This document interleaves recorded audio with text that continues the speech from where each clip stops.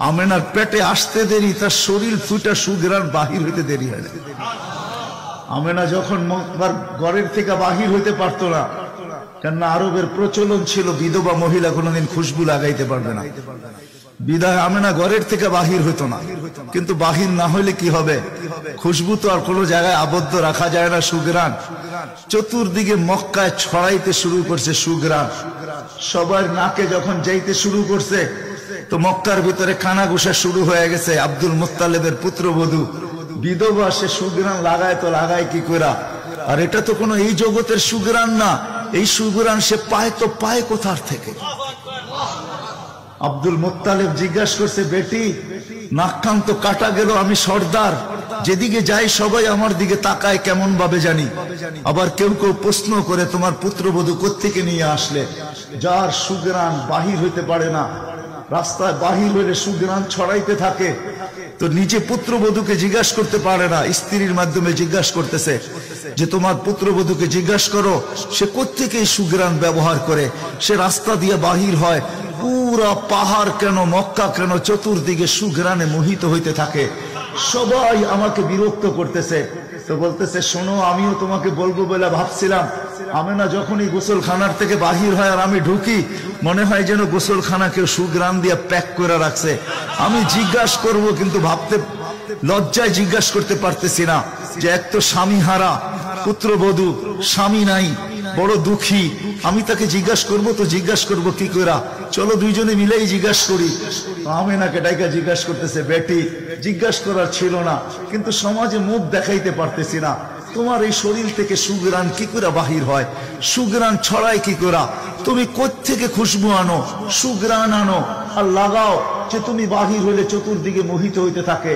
তো আমেনা ওইখানে থুতু নিক্ষেপ করে আর বলে, আম্মার শরীর থেকে না, থুতু মারতে দেরি, সুগ্রাণ তুফানের মতো বাহির হইতে দেরি হয় নাই। বলছে, আম্মার সুগ্রাণ শরীরে না, শুধু আম্মা এই থুতুতে পর্যন্ত সুগ্রাণ। আম্মা এই সুগ্রাণ আমার না, পেটেরটা সুগ্রাণ, পেটেরটা। আম্মা বলার ছিলাম না, তোমরা বাধ্য করতেছো। যেদিন পেটে আসছে ওই দিন তো ঘরের দেওয়াল পর্যন্ত আমাকে সালাম দিতেছে, তোমাদের এই ফলনের বাবুর কণা পর্যন্ত আমাকে সালাম দিতেছে।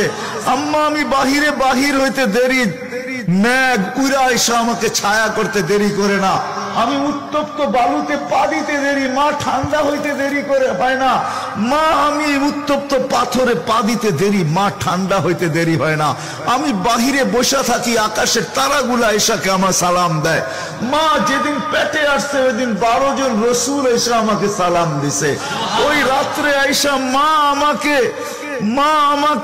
মারিয়াম, মা আমাকে আসিয়া, মা আমাকে উখতা মুসা কুলসুম, 3 জন এসে আমাকে মালা পড়ায় গেছে যে দুজাহানের বাদশা তোর পেটে চলে আসছে। মা শুধু এইখানেই ক্ষান্ত না, আমি যখন বাহির হই তো বারুর কলা পর্যন্ত আমাকে সালাম দিতে থাকে। কুয়ার পাশে যখন যাই মা, তো আমাকে আর রশি দিয়া, ওই দিনের পর থেকে আজ পর্যন্ত রশি দিয়া পানি উঠাইতে হয় নাই। আমি কুয়ার পাশে যাইতে দেরি, কুয়ার পানিগুলা উছলায় উপরে আসতে দেরি করে না, কলকল শব্দ করতে থাকে, পানিগুলা যেন বলতে থাকে, আমেনা তুই কেন চলে আসছিস, দুজাহানের বাদশা তোর পেটে, তুই হুকুম দিলেই তো আমরা বাড়িতে যেয়ে ভোড়া দিয়ে আসতাম।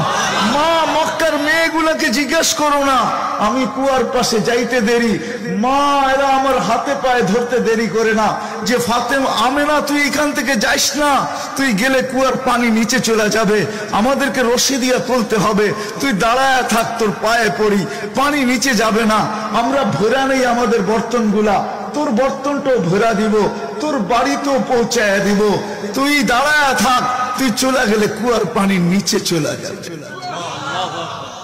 হায় হায় হায়, যে পেটে থাকা অবস্থায় খুশবু, ওজুদেই যার খুশবু, সুগ্রাণ আর সুগ্রাণ। হায়, আমি শর্ট করতেছি। যেদিন দুনিয়াতে পা রাখতেছিলেন, শেফা আব্দুর রহমান ইবনে আউফ রাদিয়াল্লাহু তাআলা আনহুর আম্মা ছিলেন দাই। যখন দুনিয়ায় আসতেছিলেন, উনি নিজে বলতেছিলেন, আমার হাতে হাজারো বাচ্চা, শত বাচ্চা আসছে এই মক্কার, কিন্তু এই বাচ্চা যখন আসতেছিল দুনিয়াতে, কান্নাল মিসকা ইয়াফুর, চতুর্দিকে সুগ্রাণে মোহিত করতে করতে আসতেছিল। শরীরে একটা ময়লার কণাও ছিল না। মখতুনান, কে জানি মার পেটের ভিতরে মুসলমানি করায়া দিছেন, কে জানি মকতুয়া সুররা নাবি মার পেটের ভিতরে কাটা দিছেন। একটা বালুর কণা পরিমাণও ময়লা ছিল না। আমরা তাকাইতেছিলাম আর ভাবতেছিলাম এটা কেমন বাচ্চা। চাদরের উপরে রাখতে দেরি, ডান দিক হইয়া উঠা বৈশা সেজদা যেতে দেরি করেন নাই, লম্বা সেজদা। আম্মাজান বলতেছিলেন কুলতা মা কুলতা, বেটা তুই যেন সেজদার ভিতরে কি বলছস, আমি তা বলতে পারবো না, কেননা তোর অবস্থাগুলা দেখে আমি আশ্চর্যান্বিত হইতেছিলাম। তারপরে সেজদার থেকে যখন আত্মাহিয়াতের চূড়াতে উঠা বসছে, শাহাদত আঙ্গুলি উঠাইতে দেরি, সুবে সাদেকের সময় ছিল, চতুর্দিকে অন্ধকার ছায়া ছিল, বলে তুই শাহাদত আঙ্গুলি উপরের দিকে উঠাইতে দেরি।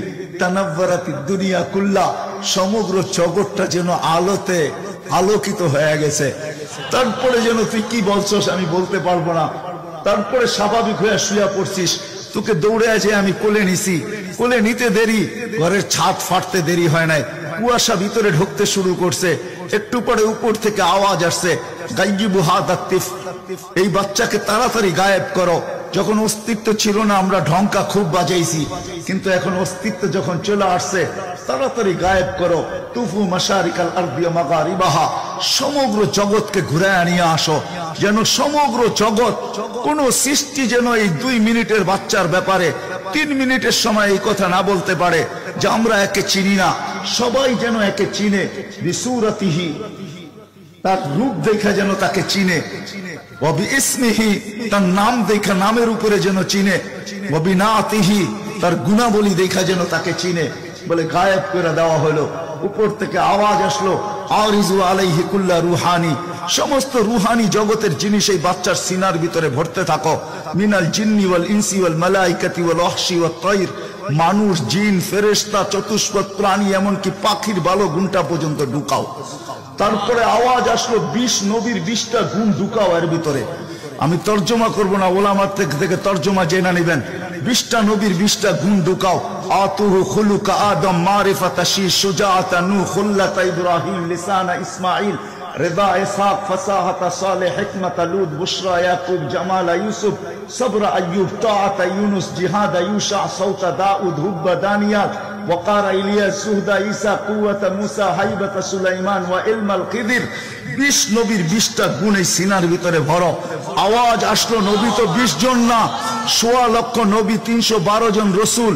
তো আওয়াজ আসলো অগমিদুহু ফি জামি আখলাকিন নবিয়্যিন, সমস্ত নবীদের আখলাকের ভিতরে এই বাচ্চাকে ডুবায়া দাও। তারপরে কোলে ফিরত দিয়া দেওয়া হলো। আমেনা কোলে নিয়ে কাঁদতেছিলেন। আব্দুল মুত্তালিব ছুটে আসছে যে আমেনা কাঁদে কেন, চাচারা ছুটে আসছে, বোন কাঁদিস কেন, শাশুড়ি ছুটে আসছে, মেয়ে কাঁদিস কেন। বলছে আব্দুল্লাহ নাই। তো বলছে আব্দুল্লাহ নাই মানি বুঝায়া বল কেন কাঁদিস। বলে আব্দুল্লাহ নাই, প্রথম বাচ্চা, মানুষের প্রথম বাচ্চা যখন হয় তো অনেকে আছে নারায়ণগঞ্জে পাওয়া যাবে খুশির ঠেলায়, নারায়ণগঞ্জে সব মিষ্টির দোকান ভুক, আমার ঘরে ছেড়ে আসছে সব খালি করে দাও, সব আব্দুল্লাহ নাই। খেলনা নিয়ে আসে, ঢের বানায়া দেয়, আব্দুল্লাহ নাই, কে খেলনা আইনা দিবে।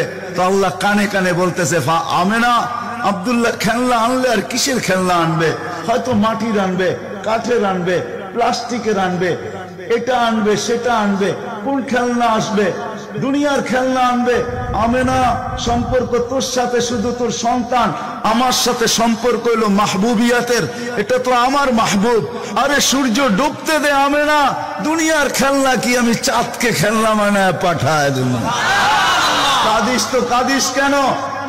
আবু তালেব বলে সূর্য ডুবলো, আমরা বাহিরে 4 পায়ের ভিতরে শোয়াই দিলাম, মাত্র 10-12 ঘন্টার শিশু। চাঁদ তাড়াতাড়ি দ্রুত গতিতে নিচে নামতে শুরু করলো। বাদাল কমরু আইয়াদনু, আমি খালি দেখতেছিলাম 4টা নামতেছে।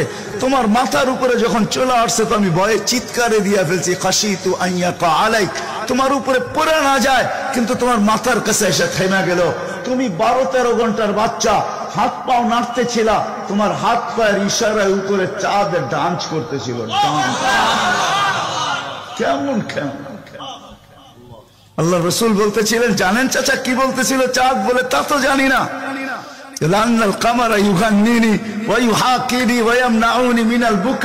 চাঁদ আমাকে ছন্দ শুনাইতেছিল, কান্না থেকে বিরত রাখতেছিল, আমি যেন না কাঁদি, আমার কষ্ট হবে। আল্লাহ চাঁদকে আমার জন্য